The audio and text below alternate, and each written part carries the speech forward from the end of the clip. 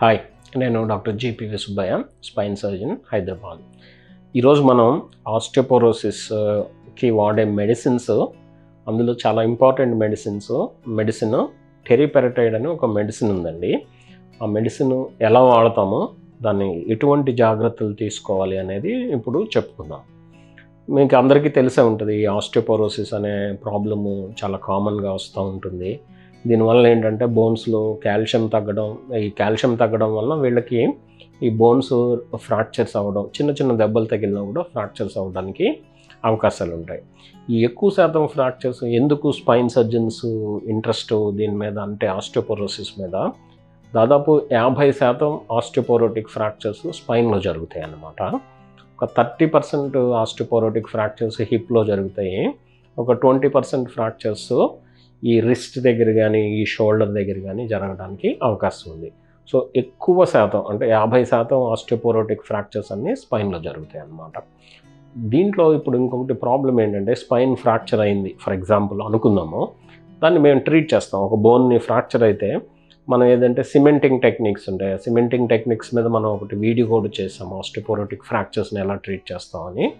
లేదు ఫ్రాక్చర్ ఎక్కువగా సివియర్గా ఉంటే ఈ కదలకుండా స్క్రూస్ వేసి ఫిక్స్ చేయడం అనేది చేస్తాం. సో అది ఫ్రాక్చర్ అయిన అప్పుడు మనం ఇలా ట్రీట్ చేస్తాం. కానీ తక్కిన బోన్స్లో అన్నిటిలోనూ కాల్షియం తక్కువగా ఉంటుంది కదా, సో అవి కూడా ఫ్రాక్చర్ అవ్వడానికి అవకాశాలు ఉంటాయి అన్నమాట. అంటే ఇక్కడ ఏంటంటే, ఒక్కసారి ఫ్రాక్చర్ అయిన వాళ్ళకి స్పైన్లో రెండో ఫ్రాక్చర్ అయ్యే అవకాశం దాదాపు కామన్ పాపులేషన్తో పోలిస్తే, జనరల్ పాపులేషన్తో పోలిస్తే 3 times ఎక్కువగా ఉంటుంది.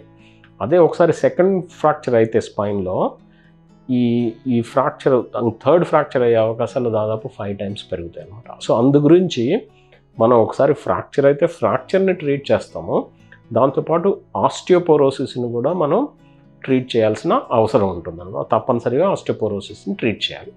సో ఆస్టియోపోరోసిస్ని ఏ విధంగా ట్రీట్ చేస్తారంటే, మెడిసిన్సే, బోన్స్లో కాల్షియం పెరగడానికి వాడే మెడిసిన్స్. ఈ మెడిసిన్స్లో మనం రకరకాల క్లాసెస్ ఉంటాయన్నమాట. మేము first line drugs, second line drugs, third line drugs, last line drugs అంటాం.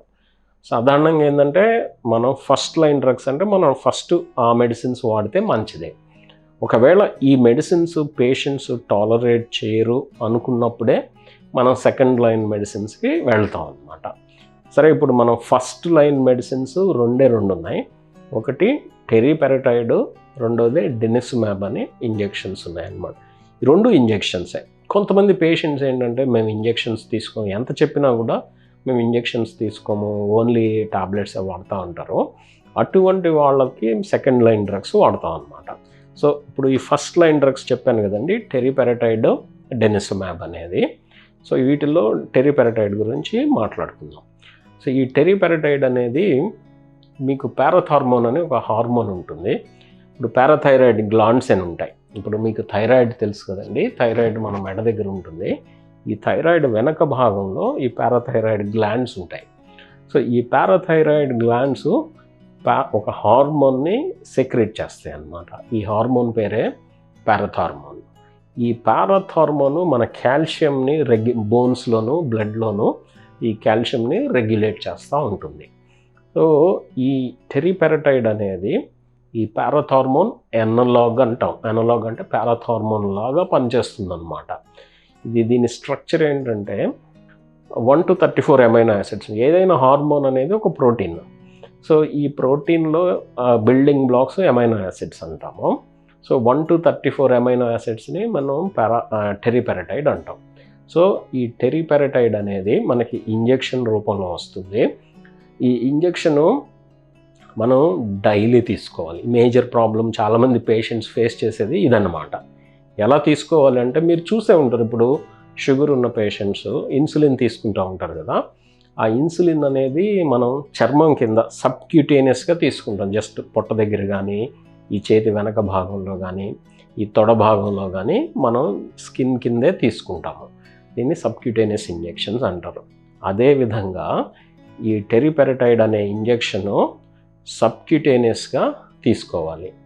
సబ్క్యూటేనియస్గా డైలీ ఒకసారి 1.5 to 2 years అంటే 1.5 సంవత్సరం నుంచి 2 సంవత్సరాల వరకు తీసుకోవాలన్నమాట. ఇది నార్మల్గా ఎలా వస్తుందంటే ఇప్పుడు ఇన్సులిన్ పెన్స్ ఎలా వస్తున్నాయో అలానే ఈ టెరిపెరటైడ్ ఈ పెన్స్ వస్తాయి అన్నమాట. సో మనమే తీసుకోవచ్చు, చర్మం కింద పేషెంట్స్కి ఎవరికి ప్రాబ్లం ఉంటే వాళ్ళే స్వయంగా తీసుకోవచ్చు. దీని డోస్ ఎలా ఉంటుందంటే 20 మైక్రోగ్రామ్స్ అంటాము, మైక్రోగ్రామ్స్ లేదా 8 ఇంటర్నేషనల్ యూనిట్స్ అనమాట. సో 20 మైక్రోగ్రామ్స్ 8 ఇంటర్నేషనల్ యూనిట్స్ సబ్క్యూటేనియస్గా డైలీ 1.5 to 2 years తీసుకోవాలి.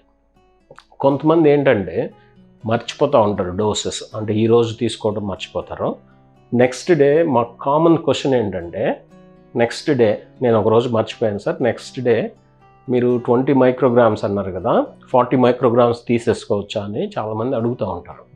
అలా కాకుండా నెక్స్ట్ డే మళ్ళీ అదే టైంకి ఈ 20 మైక్రోగ్రామ్స్ తీసుకొని స్టార్ట్ చేయడం మంచిదన్నమాట. అది ఒకేసారి 40 మైక్రోగ్రామ్స్ తీసుకోవడం అంత మంచిది కాదు. సో ఇది ఈ విధంగా ఉంటుంది డోసులు, డ్యూరేషన్ ఆఫ్ ట్రీట్మెంటు. సరే, ఎటువంటి జాగ్రత్తలు తీసుకోవాలి? ఇది ప్రతి పేషెంట్కి ఇవ్వచ్చా అంటే ఎస్, ఇవ్వచ్చు. కానీ చాలా సేఫ్ మెడిసిన్ అన్నమాట. రేర్గా ఏంటంటే వీటితో ప్రాబ్లమ్స్ వచ్చే అవకాశాలు ఉంటాయి. ఒకటేంటంటే ఇది బ్లడ్లో కాల్షియం లెవెల్స్ని కొంచెం పెంచుతుంది.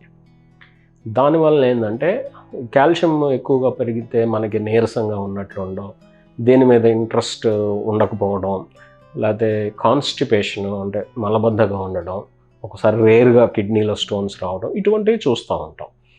కానీ ఈ టెరిపెరటైడ్ స్టార్ట్ చేయబోయే ముందు కరెక్ట్ పద్ధతి ఏంటంటే ఈ బ్లడ్లో కాల్షియం లెవెల్ నార్మల్గా ఉందా, ఎక్కువగా ఉండాల్సిన దానికంటే ఎక్కువగా ఉందనేది చూసుకోవడం మంచిదన్నమాట. ఎందుకంటే ఉండాల్సిన దానికంటే ఆల్రెడీ ఎక్కువగా ఉందనుకోండి, ఫర్ ఎగ్జాంపుల్ ఈ ఇంజెక్షన్ కూడా కొద్దిగా కాల్షియం లెవెల్ని పెంచుతుంది కాబట్టి సో ప్రాబ్లమ్స్ వచ్చే అవకాశాలు ఉంటాయన్నమాట. సో కాల్షియంని పెంచే అవకాశాలు ఉంటాయి. రెండోది ఏంటంటే కొన్ని డిసీజెస్లో ఈ ప్రాబ్లమ్ అగ్రవేట్ అవ్వడానికి అవకాశం ఉంది. రేర్గా బోన్స్కి వచ్చే డిసీజ్ పేరు పేజెట్స్ డిసీజ్ అంటాము. రెండోది ఏదైనా బోన్ క్యాన్సర్స్ ఉన్న వాళ్ళకు కూడా ఈ ప్రాబ్లము అగ్రవేట్ అయ్యే అవకాశాలు ఉంటాయి. సో పేజెట్స్ డిసీజ్ బోన్కి ఉన్నా కానీ లేకపోతే బోన్ క్యాన్సర్స్ ఉన్నా కానీ దీన్ని కేర్ఫుల్గా వాడాలన్నమాట. సరే, ఇది ఎటువంటి సైడ్ ఎఫెక్ట్స్ రావచ్చు అంటే చెప్పాను కదండి, ఇది చాలా సేఫ్ మెడిసిన్ అని చెప్పి. కొంతమంది ఏంటంటే ఇంజెక్షన్ చేసిన ఏరియాలో ఎలర్జిక్ రియాక్షన్ లాగా రావడానికి అవకాశం ఉంది. ఎలర్జిక్ రియాక్షన్ అంటే ఏంటి? అక్కడ ఏదో ఎర్రగా అవడం, రెడ్గా అవడం, దురద రావడం అనేది జరుగుతూ ఉంటుంది కొంతమందికి. ఇవి చాలా కామన్గా చూస్తూ ఉంటాము. రేర్ ప్రాబ్లమ్స్ ఏంటంటే హీమోలైటిక్ అంటే ఈ బ్లడ్ పర్సంటేజ్ తగ్గడం, దాంతోపాటు ఈ ప్లేట్లెట్స్ లెవెల్స్ కూడా తగ్గే ఛాన్సెస్ ఉన్నాయన్నమాట.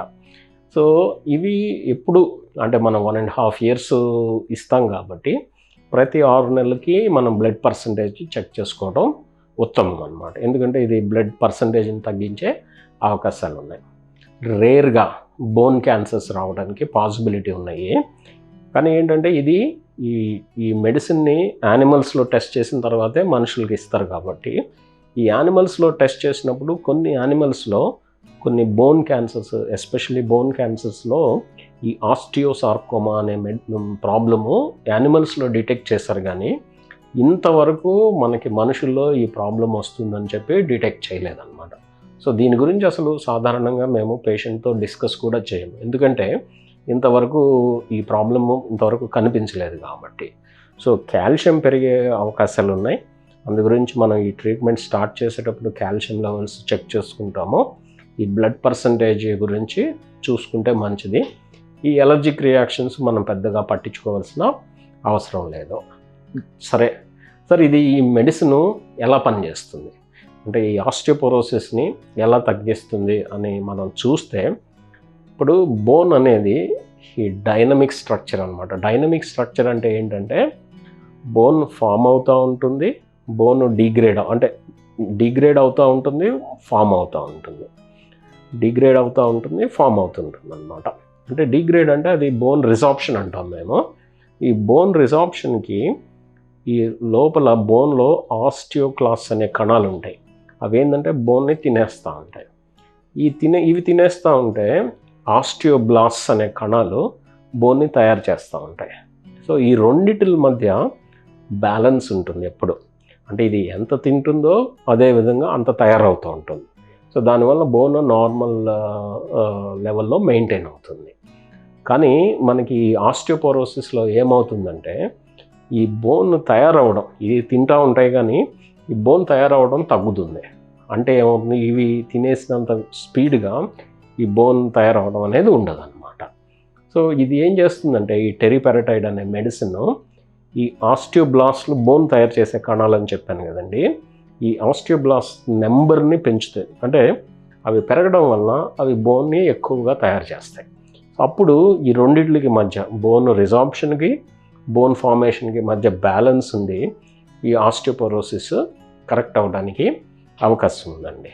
సో మనం తెలుసుకోవాల్సింది ఏంటంటే ఈ ఆస్టియోపోరోసిస్ అనేది మనం ఎప్పుడు ఫస్ట్ లైన్ డ్రగ్స్ వాడడమే మంచిది. ఈ ఫస్ట్ లైన్ డ్రగ్స్ టెరిపారటైడ్, డెనిస్మాబ్, ఈ రెండిట్లో ఏదైనా వాడచ్చు. ఈ టెరిపారటైడ్ అనేది పారాథార్మోన్ ఎనలాగ్. దీన్ని డైలీ ఇంజెక్షన్స్ చర్మం కింద తీసుకోవాలి. అలా 1.5 to 2 years తీసుకోవాలి. ఇది చాలా సేఫ్ మెడిసిన్ అండి.